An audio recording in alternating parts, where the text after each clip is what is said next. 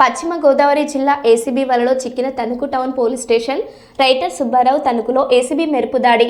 లంచం తీసుకుంటూ ఏసీబీకి చిక్కిన హెడ్ కానిస్టేబుల్. తణుకు పట్టణ పోలీస్ స్టేషన్లో ఏసీబీ అధికారులు మెరుపు దాడులు నిర్వహించారు. చీటింగ్ కేసు వ్యవహారంలో లంచం డిమాండ్ చేసిన హెడ్ కానిస్టేబుల్ సుబ్బారావు 5,000 రూపాయల లంచం తీసుకుంటూ ఏసీబీకి చిక్కినట్లు సమాచారం.